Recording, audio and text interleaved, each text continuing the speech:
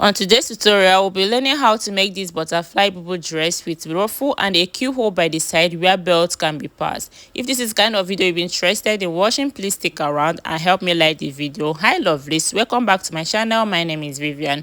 For this tutorial, I'm making use of this Ankara fabric. I have my chalk, my tape, my scissors and my ruler, and also my measurement. The first thing I'll be doing is to fold my fabric. So you have to pay attention how I folded this fabric.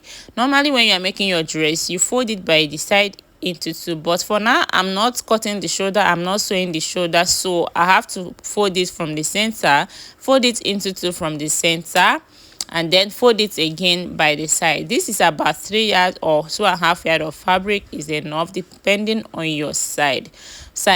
So you can see how I folded this. So for teaching sake, I'll be making use of this paper to teach you. So instead of folding it this way by the side like normal way you fold it, you fold it from this upper part, just fold it and then divide into two like this and get the center. Okay, so the upper part will be closed. After that, you go ahead and fold it again into two from the side, just this way.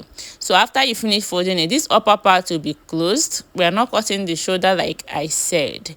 You start taking your measurements. Now this upper part is closed, you can see, and the two side, this side is closed as well and the other side is open. So after you're done folding it, you start taking your measurement. I don't know if you understand what I did, but I'll do it again. This is your fabric, fold it again like this, fold again, and then start taking your measurement. So after I might have finished arranging my fabric, I'll start taking my measurement. The first measurements I will take is the length of my fabric. Remember that this dress is having ruffle. The total measurements for my length is 39 inches. So for this upper one, I'll be cutting 34.5 inches. My ruffle will be about 5 inches. So now I'm going to measure out 34.5 inches. I will use half inch to join it to the ruffle, while 34 inches will be the upper part. After that, I went ahead to draw a straight line and I'll go ahead and cut it out.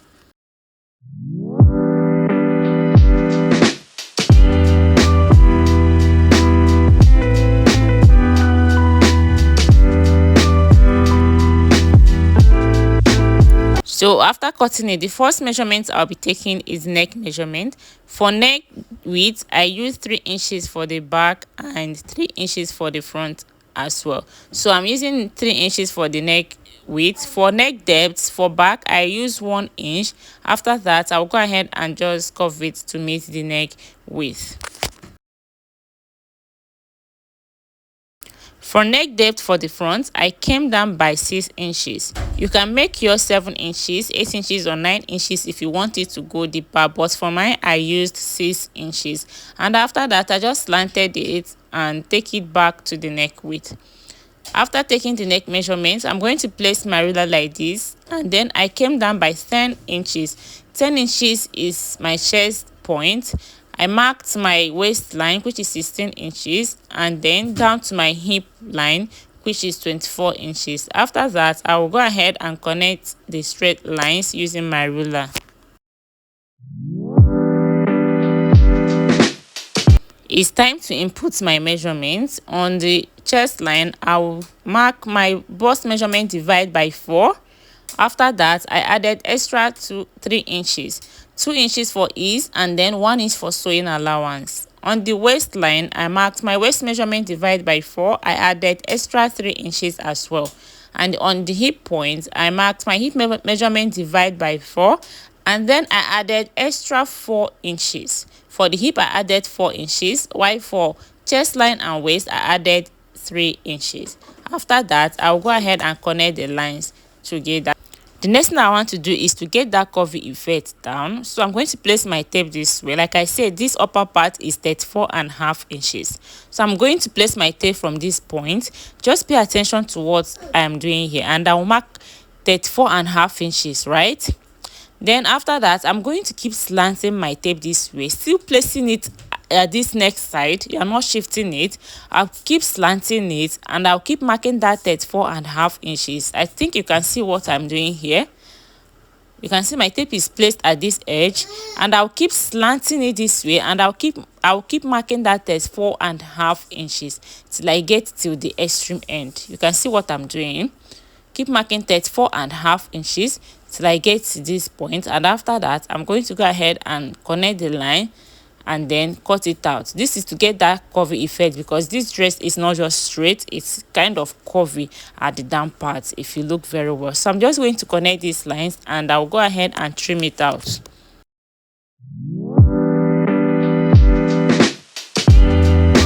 So the next thing I'll be doing is to create a hole here where we can pass our belt, that hole by the side. From this waistline, I will come up by 1.5 inches and then mark it. From that point that I mark 1.5 inches, I'm going to place my tape from there and mark 1 inch outward, or you can make it 1 inch if it's too small outward. Then I'll place like that. I'll keep placing my tape there. I'll keep marking that 1 inch outward, and then I'll go round. So from that point that I marked 1 inch outward, I place my tape there again and then mark 1 inch outward again, and then I will go around. You can see what I did.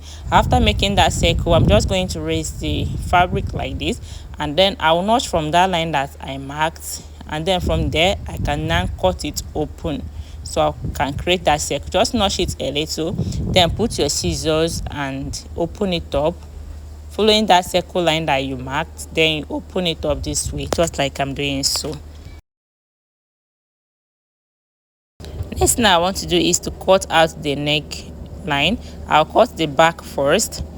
After that, this side I'm just going to go ahead and trim it a little. You can come in small if you want, but I'm just going to trim my own because I want the sleeve to be long. So after that, I'm just going to open it up this way. Before I cut the front neckline, open it up this way, and then I'll turn it like this. You can see what I'm doing. If you turn it like this, then this place is facing up, right? So this is center line, this is our front center line. Then you put your hand inside. You're going to raise this place up like this. You hold it like this, and then hold the back as well. You open it up flat. You can see what I'm doing. Just see what I'm doing like this. Open it up flat like this, and then you bring it out and arrange it very well, so you can be able to cut out the front neckline. After opening it up, then I'll follow this line that I marked here. I'll go ahead and trim the front neckline.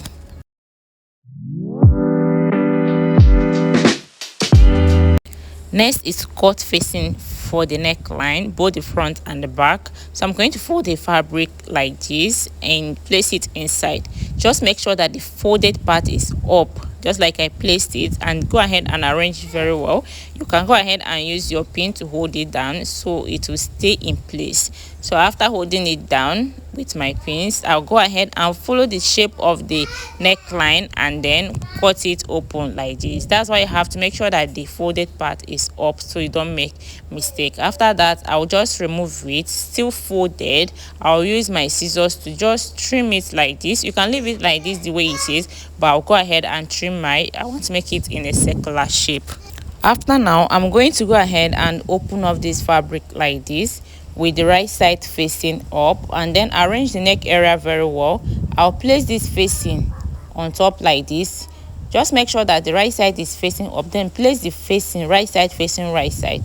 Go ahead and arrange it very well so that it can be in place. You can use your pin to hold it down just like I did, man. After arranging it, I'll then go over to the sewing machine, and then I'll sew it round using 1/2 inch, and then I can go ahead and weave the mat of the facing. So after sewing it, I've already weaved the mat as well. So now I'm going to go ahead and notch it a little. Just be careful not to notch the line that you sewed. So I'm going to go ahead and notch it all round. After notching it, I'll turn it over to the wrong side, and then I'll go ahead and give it a good press.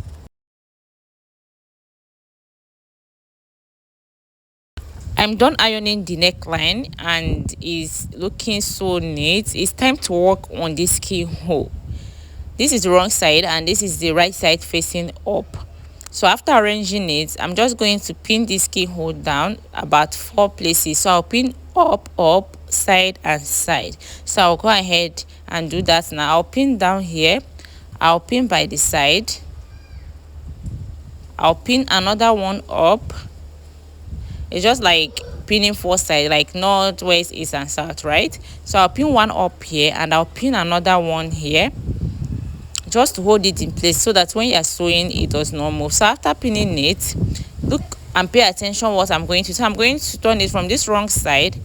I'll, the place that did not open, I did not pin up, I'm going to bring one up like this and bring this other one up and make sure that they are right side facing right side, and then I'll sew it round.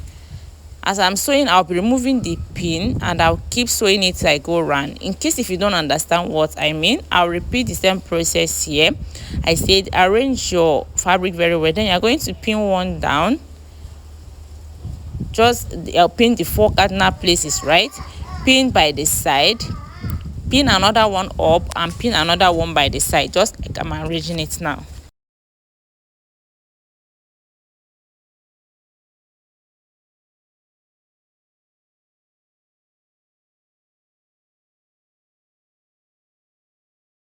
So now after you're done pinning it down, right, you're going to come from this wrong side and then you raise this side up and raise this one up and join it together, right side facing right side. Then you keep sewing. As I sew, you'll be removing the pin till you go round so that it will be very neat. So I'll go and do that, and I'll also fold my fabric and iron it so I'll have that center line. So when we come back, we input the measurement and then sew. I'm done doing that, you can see. And then from this right side, I've already marked out my chest line, my waist and my hip line. I will put my measurement, then I will stitch it. Remember, we're sewing a bubble gown, so here we are taking this measurement from the center. So you have to iron your dress to have this center line mark. I placed my tape this way. I marked the chest line, which is 10 inches, down to my waistline 16 inches, and then the hip line 24 inches. Mind you that this line that I marked is on the right side. You're stitching from the right side and not the wrong side, okay? Then you have your center line like this. So I'm going to place my tape this way. I'll mark my bust measurement divided by 4. I'll add extra 3 inches like we added initially, extra 3 inches. I'll do the same thing on the other side. I'll place from the center. That is why you have to iron this so you have that center line so you don't make mistake. I'll add extra 3 inches as well. Then on the waistline, I will mark my waist measurement divided by 4. I add extra 3 inches. The same thing this side, extra 3 inches. Then on the hip line, I will mark my hip measurement divided by 4, and then I'll add extra 4 inches just like what we added initially.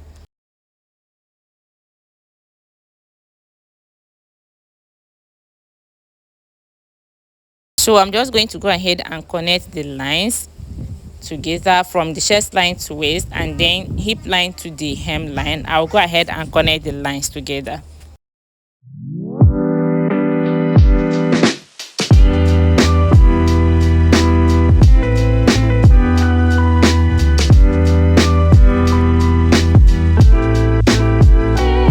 Next is to go to sewing machine. I'll stitch from here, follow the line and stitch till I get to the hem line. I will not stitch till the hem line, I will remain a small inches. From here you back stitch, then stitch all the way down. So before I go over to sewing machine, I want to cut out my ruffle. So now I'm going to place my tape from this shoulder line and then I will measure all the way round till I get to the other shoulder line. So now I'm going to measure it all the way around to know what I have, so I will know the length of the ruffle that I will be cutting. So basically what I'm measuring now is the front side. Whatever I have, I'm going to multiply it by 2 to serve for the front and the back. So I've reached 60 here. I'm going to go ahead and turn and place my tape again to know the remaining inches that I will have. Whatever I have, I will join it together, then I'll multiply by 2. Multiply by 2. So when I get to the shoulder, I think I'm having about 42. Joined by with the 60 is 102. So 102 multiplied by 2 will give me 204, right? So after cutting that 204, I'm going to also cut extra 102 or about 110, making it 3 something. So the length of the ruffle will be 3 something, so that you'll be able to make your gathers very well. The higher the length, the fuller the ruffle, okay? So what I have here is that 102 multiplied by 2 for the front and back with extra about 110 inches. You can see that the ruffle, the fabric for the ruffle is very long. So for this side, for the length of the ruffle, I have about 7 inches. Remember that what left was 5 inches to join to the upper part, but I had to add 1 inch, so I'll use 1 inch to join it to the upper part, and then remaining 6 inches. So what I'm going to do now, I've gone ahead to weave the mouth of this ruffle. So I'm going to get the center part. I'm going to look for the center here, and then I will start stitching it from the shoulder. You can start from back, or you can start from this shoulder point, right side facing right side. I'll go over and stitch it all around. So as you're stitching, you are making your gathers as well. So place it as you're stitching, you'll be making your gathers as well. The gather is not that full, just small gathers till you stitch all the way around. So after stitching my gathers, this is what I have. I've also gone ahead to stitch it on the body, okay, and then I've made this belt that I'll pass through this keyhole, and this is how it's looking. This dress is very beautiful and is very simple to make, trust me. If you learned anything from the video, please help me like the video and drop your review, drop your comment, and remember to subscribe to my channel, turn on the notification button so when I post a video you will get notified. Thank